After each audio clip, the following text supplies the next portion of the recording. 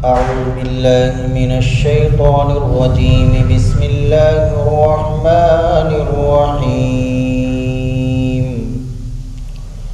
ويقولون طاعة فإذا برزوا من عندك بيت طائفة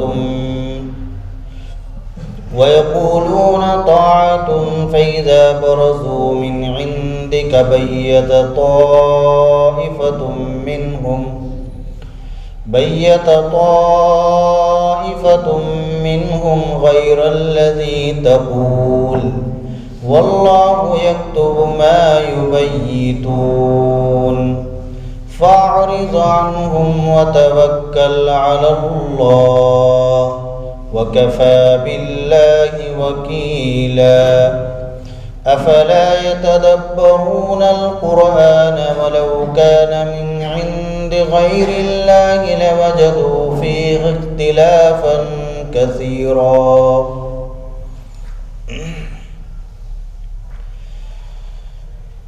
اس سے پہلی آیت شریفہ میں یہ تذکرہ آیا کہ جس نے رسول کی اطاعت کی اس نے اللہ کی اطاعت کی. اللہ تعالیٰ کی اطاعت و فرما برداری اسی وقت معتبر ہے جبکہ ساتھ ساتھ رسول اللہ کی بھی اطاعت و فرما برداری ہو. اللہ کے رسول خوش ہو گئے تو اللہ بھی خوش ہو گئے. ہر ایمان والے کے لیے، ہر شخص کے لیے نبی پاک صلی اللہ علیہ وسلم کی اطاعت و فرما برداری لازم اور ضروری ہے. اس کے بغیر نجات ناممکن ہے. اللہ کے رسول کی اطاعت کے بغیر نجات نہیں ہو سکتی. جب نبی پاک صلی اللہ علیہ وسلم کی بات بہت سے لوگ تسلیم نہیں کرتے تھے، نہیں مانتے تھے، تو آپ پریشان ہوتے، بے چین ہوتے. تو اللہ تعالیٰ نے آپ کو تسلی دی وما ارسلناک علیہم حفیظا، کہ آپ کا کام صرف سمجھانا ہے، ان تک بات پہنچا دینا ہے. آپ کو ہم نے ان کے اوپر نگراں بنا کر نہیں بھیجا گیا کہ آپ سے سوال ہوگا کہ یہ کفر سے باز کیوں نہیں آئے تھے. آپ نے ان تک توحید کی دعوت پہنچا دی، اللہ کے احکام ان کو سنا دیے، تو آپ کا کام پورا ہو گیا. لہذا آپ کو پریشان اور بے چین ہونے کی ضرورت نہیں. اگلی جو آیت شریفہ پڑھی ہے، 2 آیتیں ہیں. ان میں سے پہلی آیت شریفہ کے اندر تو منافقین کی ایک دو رخی پالیسی کا تذکرہ ہے. 2 رخا جو رویہ تھا ان کا، اور اس کو بظاہر وہ چھپا کر رکھتے تھے، اللہ تعالیٰ نے اس کو کھول کر رکھ دیا.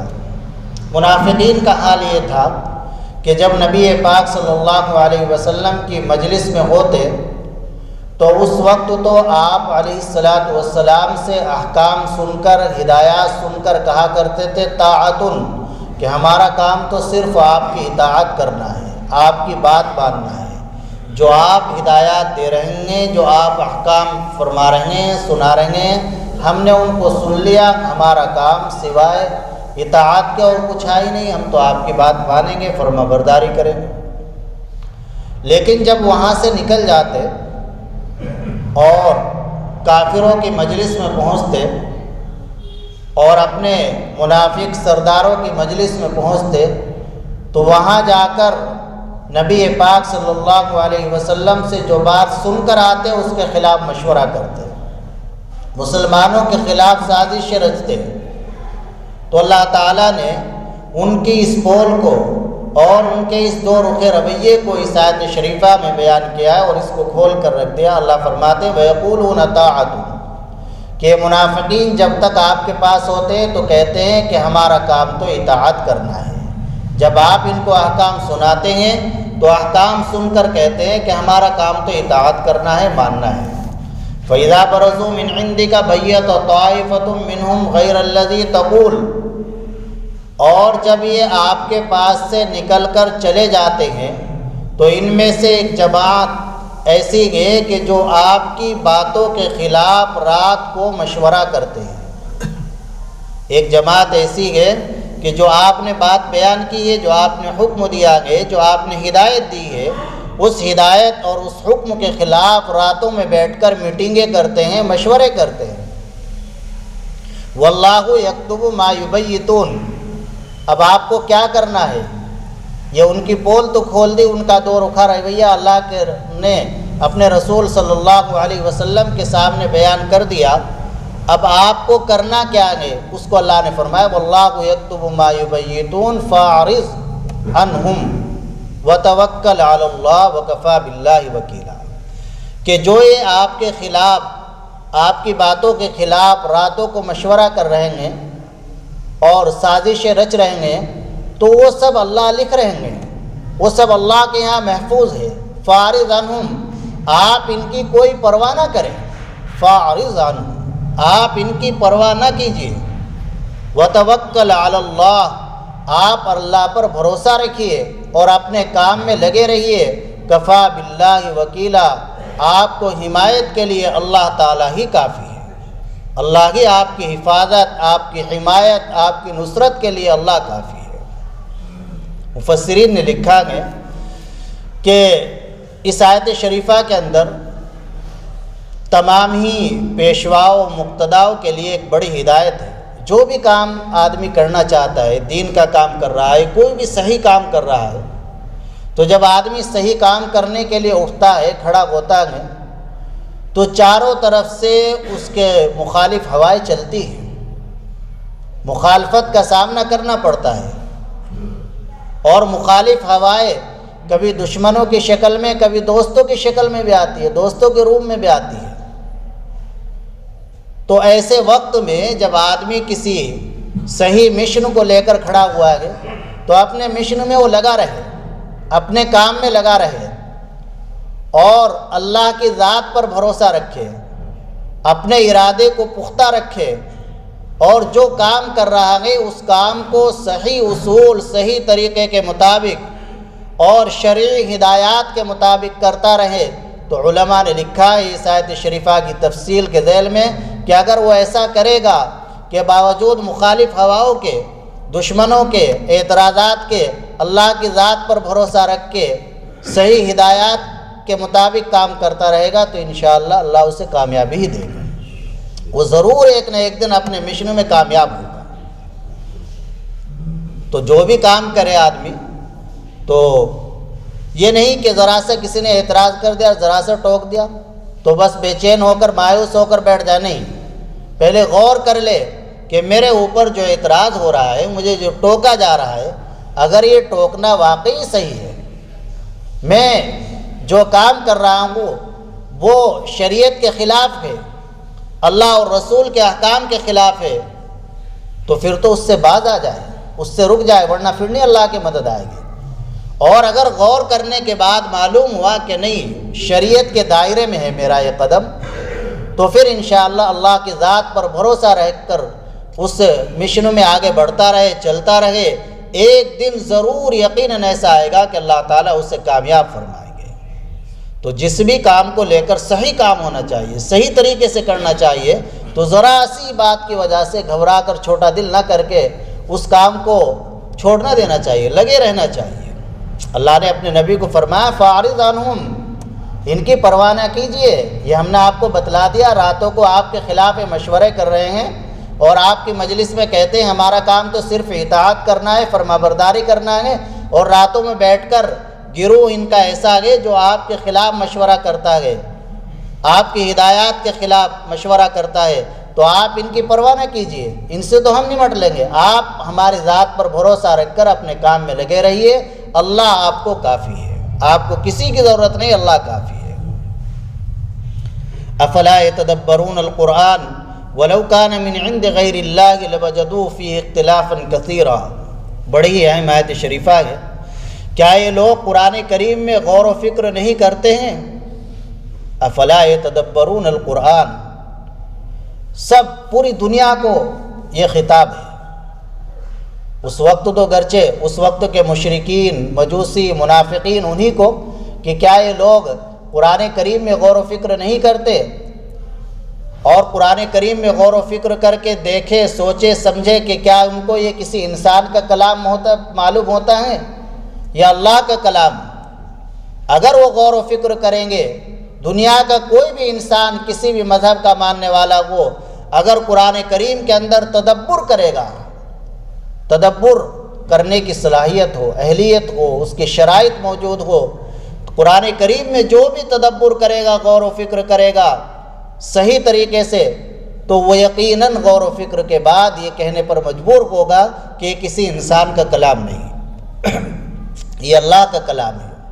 تو یہ لوگ کیوں نہیں قرآن کریم میں غور و فکر کر لیتے اور تدبر کر کے دیکھے کہ اللہ کا کلام ہے اور یہ کلام ہم سے کیا کہتا ہے؟ یہ شرک سے روک رہا ہے، آتش پرستی سے روک رہا ہے، بت پرستی سے روک رہا ہے، تو ان سب چیزوں کو چھوڑ دے۔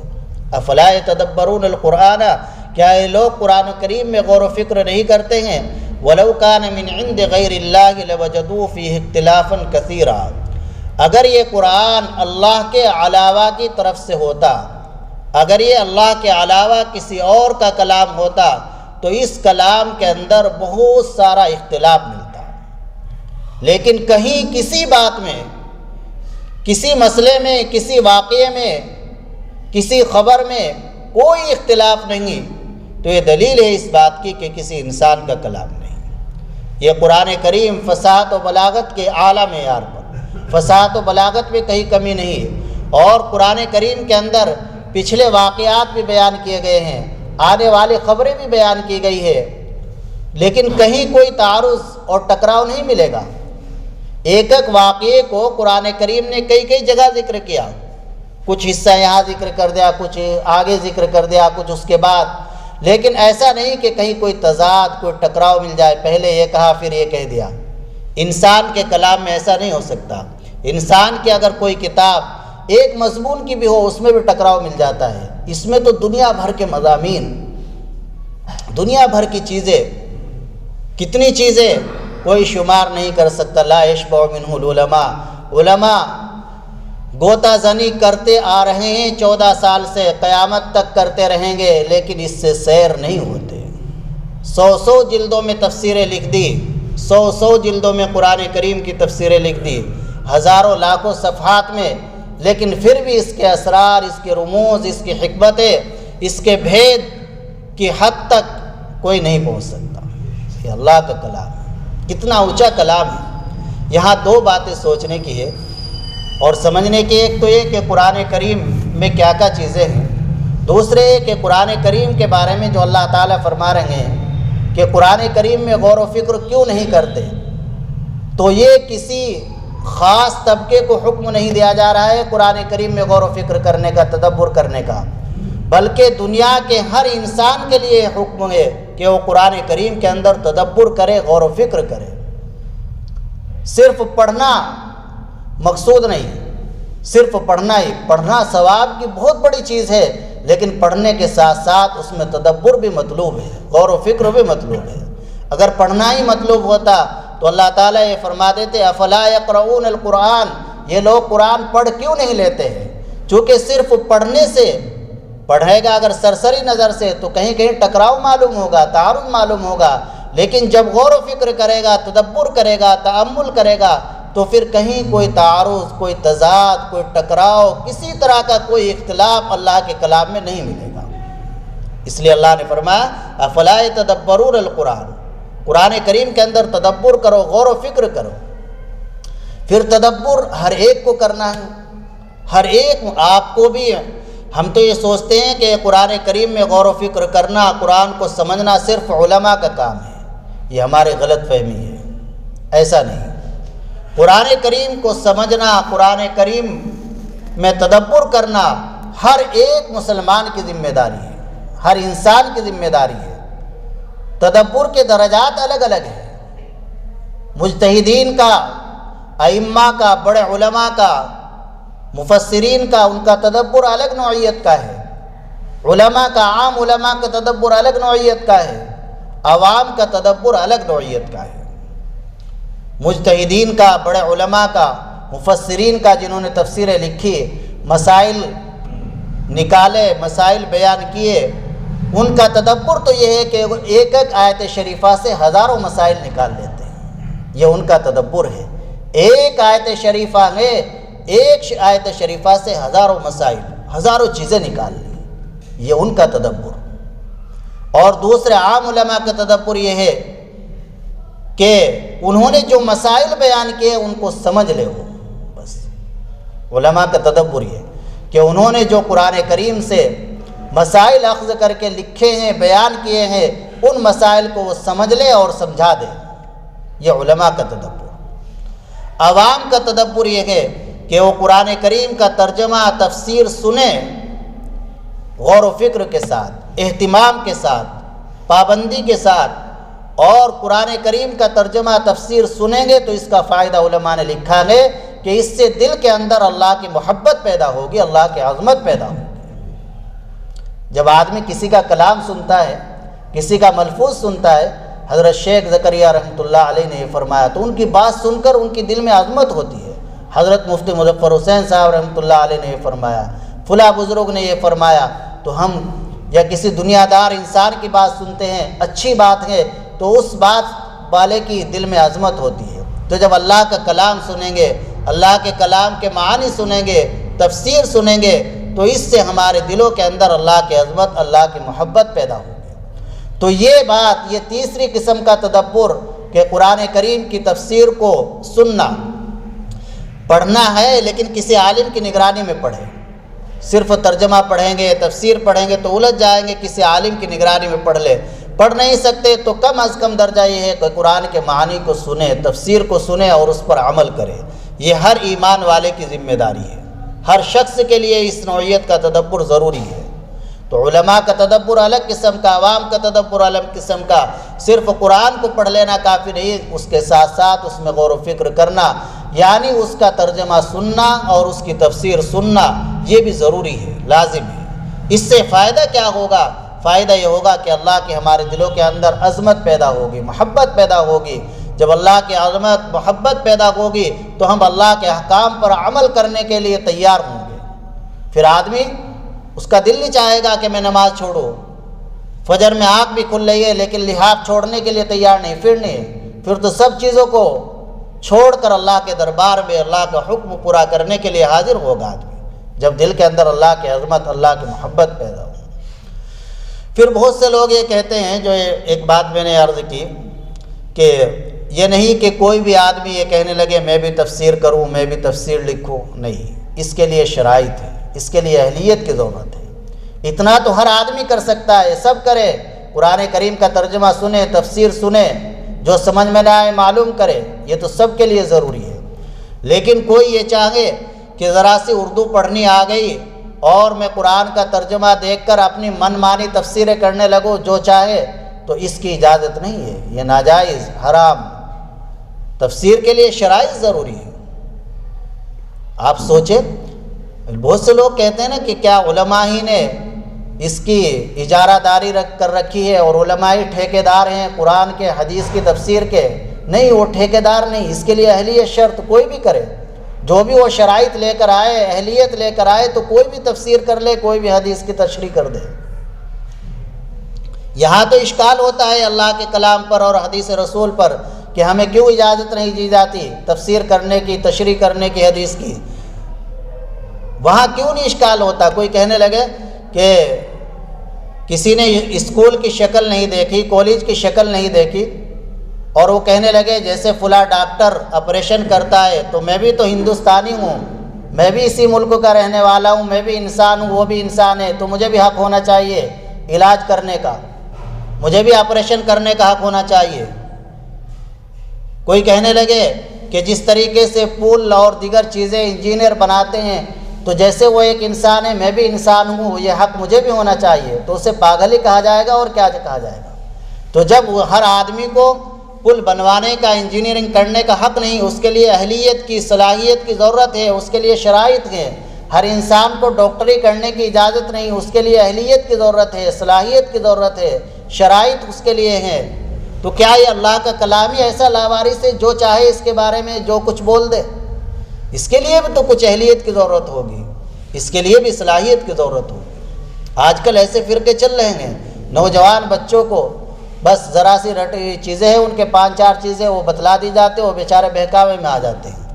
فرق باطلہ کے قرآن کا ترجمہ الٹا سیدھا سنا دیا، حدیث کی تشریح الٹی سیدھی کر دی، یعنی نام بھی صحیح نہیں لیا جا رہا بخاری شریف کا، لیکن وہ حدیث پڑھوا رہے، بس وہ رٹوا رہے ہیں اس طرح کا۔ تو لہذا بہت ضرورت ہے نگرانی کی، حفاظت کی۔ اللہ حفاظت فرمائے، قرآن کریم کا ترجمہ تفسیر سنیں اچھی طرح اور اس پر عمل کریں، یہ تدبر یہ ہر آدمی کی ذمہ داری ہے۔ پھر قرآن کریم میں کیا کیا ہے، جیسا کہ میں نے عرض کیا، قرآن کریم کے اندر بہت سے مضامین ہیں۔ اللہ کے نبی صلی اللہ علیہ وسلم نے خود بیان فرمایا ایک روایت میں کہ اس قرآن میں ہے کیا کہا۔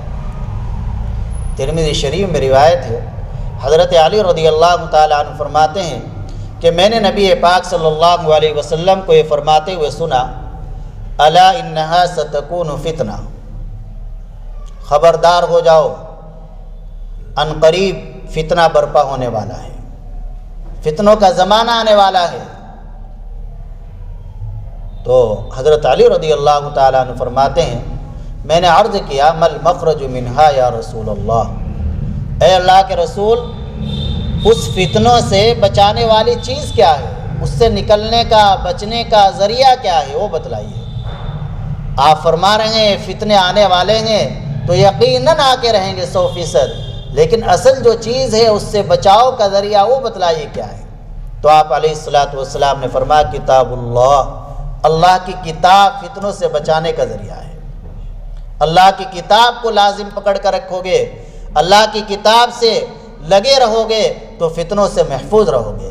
اس کے بعد نبی پاک صلی اللہ علیہ وسلم نے بیان فرمایا کہ اس کتاب میں ہے کیا کہا، فرمایا فیہ نبأ ما قبلکم، یہ قرآن کریم جس کے ہم کس قدر ناقدری ہمارے اندر، سال گزر جاتا ہے رمضان میں اٹھا کے دیکھتے ہیں، وہ جزدان بھی جس میں قرآن کریم رکھا ہوا ہے سالوں گزر جاتا ہے اس کو دھلے ہوئے، یہ ہمارے اندر قرآن کریم کی عظمت، وہی قرآن کریم رکھا ہوا ہے اور برابر میں ٹی وی چل رہا ہے۔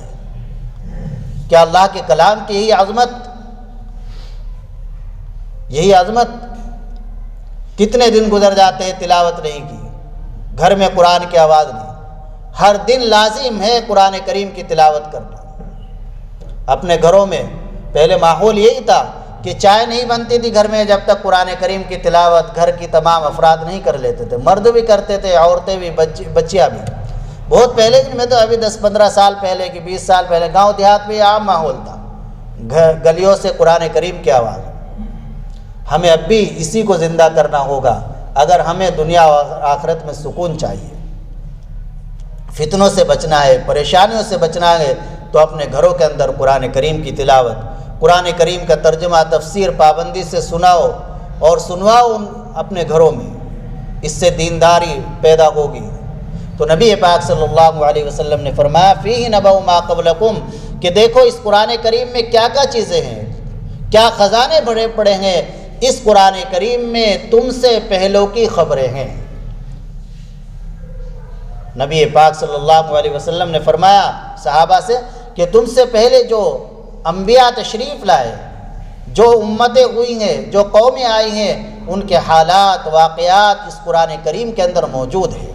حضرت آدم علیہ السلام کا واقعہ، ان کے بیٹے حابیل قابیل کا واقعہ، حضرت نوح علیہ السلام کا قصہ، حضرت اسماعیل علیہ السلام کا قصہ، حضرت ابراہیم علیہ السلام کا قصہ، حضرت لوط علیہ السلام کا قصہ، قوم سمود کا قصہ، قوم عاد کا قصہ، قوم لوط کا قصہ، قوم صالح کا قصہ، حضرت صالح علیہ السلام کی اٹھنے کے واقعات، دیکھو کتنا بھرا پڑا ہے۔ حضرت موسیٰ علیہ السلام کے واقعات، حضرت یوسف علیہ السلام کا واقعہ، تو فیہ نبأ ما قبلکم، پہ تم سے پہلی خبریں، امتوں کے حالات واقعات موجود، کہیں ذرہ برابر اختلاف نہیں، کہیں ذرہ برابر کوئی تعارض اور ٹکراؤ نہیں، اللہ کا کلام۔ وَنَبَأُ مَا بَعْدَكُمْ وَخَبَرُ مَا بَعْدَكُمْ، اور دوسری چیز فرمایا کہ اس میں تمہارے بعد والوں کی بھی خبریں ہیں، مرنے کے بعد کیا ہونا ہے، جنت کا تذکرہ، جہنم کا تذکرہ، حشر و نشر کا تذکرہ، یہ قرآن کریم میں موجود ہے۔ وَحُكْمُ مَا بَيْنَكُمْ، اور تیسری چیز اس قرآن کریم میں یہ ہے کہ تمہارے جو معاملات پیش آتے ہیں، جو مسائل پیش آتے ہیں، جو مقدمات پیش آتے ہیں، ان کا حل، ان کا فیصلہ بھی قرآن کریم میں موجود ہے۔ وَهُوَ الْفَصْلُ، اور یہ قرآن کریم ایسا ہے۔ نمبر 4 کہ یہ قرآن کریم حق اور باطل کے درمیان فرق کرنے والا ہے۔ اس قرآن کریم سے معلوم ہوتا ہے کہ کیا چیز حق ہے اور کیا چیز باطل ہے۔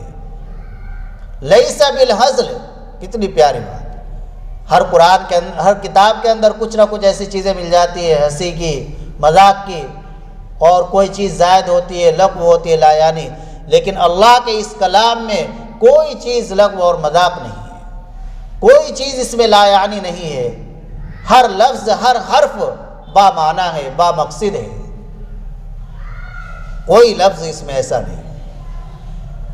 اور اس کے بعد آپ علیہ الصلوۃ والسلام نے ارشاد فرمایا، جب یہ قرآن کریم اتنی اہم چیز ہے، فیہ نبأ ما قبلکم، تم سے پہلوں کے حالات اس میں موجود ہے، تمہارے بعد کی خبریں موجود ہے، تمہارے خود کے فیصلے اور احکام اس میں موجود ہے، ایک لفظ بھی مذاق نہیں ہے، حق و باطل کے درمیان یہ فیصلہ کرنے والا ہے۔ تو یاد رکھو، چھٹی بات آپ نے یہ فرمائی، من ترکہ من جبار قسمہ اللہ، جو آدمی اس قرآن کریم کو غرور کی وجہ سے، تکبر کی وجہ سے چھوڑ دے گا، اللہ تعالیٰ اس کو کچل کر رکھ دیں گے، اللہ اسے تباہ و برباد کر دیں گے۔ وَمَن يَعْشُ عَن ذِكْرِ الرَّحْمَٰنِ نُقَيِّضْ لَهُ شَيْطَانًا فَهُوَ لَهُ قَرِينٌ، اللہ فرما رہے ہیں کہ جو ہمارے ذکر سے، قرآن سے منہ موڑے گا، ہم اس کی زندگی کو ہی تنگ کر دیں گے اور اس پر شیطان کو مسلط کر دیں گے۔ بہت سے آدمی ہوتے ہیں قرآن کریم حفظ کر لیا لیکن پھر کھول کر بھی نہیں دیکھتے، نہ تلاوت کرتے ہیں، نہ قرآن کریم کا ترجمہ تفسیر کچھ سنتے ہیں، نہ پڑھتے ہیں، تو یہ انتہائی غلط بات ہے۔ اس سے پریشانیاں آتی ہیں، مصیبتیں آتی ہیں، اللہ ناراض ہوتے ہیں۔ اور نبی پاک صلی اللہ علیہ وسلم نے ارشاد فرمایا، وَمَنِ ابْتَغَى الْهُدَىٰ فِي غَيْرِهِ أَضَلَّهُ اللَّهُ، کہ جو قرآن کریم کو چھوڑ کر کہیں اور ہدایت تلاش کرے گا، اسے ہدایت ملنے والے نہیں، اللہ اسے گمراہ کر کے رکھ دیں گے۔ ہدایت تو قرآن میں ملے گی۔ اور کیا ہے اس قرآن میں فرمایا ہوا، حبل اللہ المتین، یہ اللہ تعالیٰ کی ایک مضبوط رسی ہے، یہ قرآن کریم اللہ تعالیٰ کی ایک مضبوط رسی ہے۔ والذکر الحکیم، اور یہ اللہ کی یاد ہے، قرآن کریم اللہ کی ایک یاد بھی ہے۔ قرآن کریم پڑھتا ہے، آدمی کے دل میں اللہ کی یاد آتی ہے، ہلکا سا بھی ترجمہ جانتا ہے، سنتا ہے، کیسی پیاری پیاری آیتیں آتی ہیں۔ میں کل 13واں پارہ پڑھ رہا تھا، ایک آیت شریفہ ایسی آدمی اس کا استحضار رکھے، پوری زندگی سنوارنے کے لیے کافی ہے۔ ربنا انک تعلم ما نخفی وما نعلن وما یخفی علی اللہ من شیء فی الارض ولا فی السماء۔ ایک آیت اللہ ربنا، اے ہمارے پروردگار، انک تعلم ما نخفی وما نعلن، تو جانتا ہے ان تمام چیزوں کو بھی جو ہم چھپاتے ہیں اور ان کو بھی جن کو ہم ظاہر کرتے ہیں۔ ولا یخفی علی اللہ من شیء فی الارض ولا فی السماء، نہ زمین میں نہ آسمان میں کوئی چیز اللہ سے مخفی اور پوشیدہ ہے، اللہ سے کوئی چیز پوشیدہ نہیں، کوئی چیز چھپی نہیں۔ دیکھو آدمی اس آیت کا استحضار رکھے تو غلط قدم نہیں اٹھے گا، غلط نظر نہیں اٹھے گی، ہاتھ نہیں غلط چیز کی طرف اٹھے گا، اور دل میں غلط خیال بھی نہیں آئیں گے جب اس کا استحضار۔ ربنا انک تعلم ما نخفی وما نعلن، اے ہمارے پروردگار، آپ وہ تمام چیزیں جانتے ہو جو ہم ظاہر کرتے ہیں اور جن کو ہم چھپا کر رکھتے ہیں، اور آپ سے کوئی چیز زمین و آسمان میں مخفی نہیں ہے۔ تو بہرحال یہ قرآن کریم اللہ کی یاد کا ذریعہ ہے، حکمت و دانائی کا ذریعہ ہے، وہ ذکر الحکیم، اور وہ صراط المستقیم۔ یہ قرآن کریم ایسا ہے کہ اس سے سیدھا راستہ ملتا ہے، صراط مستقیم پر چلنے کی توفیق نصیب ہوتی ہے۔ اور ایک بات ارشاد فرمائی کہ جس کے پاس قرآن کریم ہوگا اس کو خواہشات نفس گمراہی میں نہیں ڈال سکتی، اگر وہ قرآن پر عامل ہوگا، قرآن اس کی زندگی میں ہوگا۔ ولا تلتبس به الالسنہ، ایک بات فرمایا کہ یہ قرآن کریم ایسا ہے کہ اس کی زبان کے مشابہ کسی کی زبان نہیں ہے، اس جیسی کسی کی زبان ہے ہی نہیں۔ عربوں نے بھی بڑی کوششیں کی تھی کہ ہم بھی ایسا کلام بنا کر پیش کریں، بڑی بڑی دولتیں خرچ کی اور بڑی توانائی خرچ کی، لیکن بناتے تھے ایک آیت بنائی اور پھر خود سے رد کر دیتے کہ نہیں، یہ اس کے برابر کی نہیں ہے۔ خود ہی اس زمانے میں بڑے بڑے فصیح شاعر، عربی شاعر، اور اللہ کے نبی صلی اللہ علیہ وسلم نے فرمایا کہ اس قرآن کریم کی خاصیت یہ بھی ہے، لا یخلق عن کثرت الرد، بار بار پڑھنے سے یہ قرآن نہیں ہوتا، جتنا پڑھتا چلا جاتا ہے آدمی اتنا ہی مزہ آتا چلا جاتا ہے۔ آپ اور کتاب پڑھیے، ایک بار پڑھ، یہ تو پڑھ رکھی ہے میں نے ایک دفعہ۔ قرآن کے بارے میں آج تک نہیں سنا کسی سے جس نے کہہ دیا ہو میں نے قرآن پڑھ رکھا ہے، نہیں، دل یہی چاہتا ہے۔ یہ اللہ نے یہ اللہ کے کلام ہونے کی ایک دلیل ہے۔ وَلَا تَنْقَضِي عَجَائِبُهُ، اور اللہ کے نبی نے فرمایا کیا سنتے ہو، کیا بتاؤں، اس کے عجائب ختم ہونے والے نہیں ہیں۔ قرآن کریم کے اتنے عجائب ہیں کہ ختم ہونے والے نہیں ہیں۔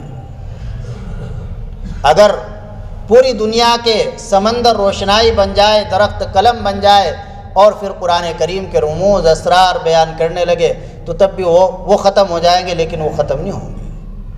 لا تنقضی عجائب، اس کے عجائب ختم ہونے والے۔ ولا یشبع منہ العلماء، علماء اس سے سیر نہیں ہوتے۔ اور ایک بات فرمائی کہ قرآن تو ایسا ہے، انسان تو ہے ہی اس کو سن کر گرویدہ ہو جاتا ہے، جنات نے بھی جب اسے سنا تو وہ بھی یہ کہنے پر مجبور ہو گئے انا سمعنا قرآنا عجبا یہدی الی الرشد فآمنا بھی، ایک عجیب قرآن ہم نے سنا ہے، یہ ایک عجیب قرآن ہم نے سنا ہے۔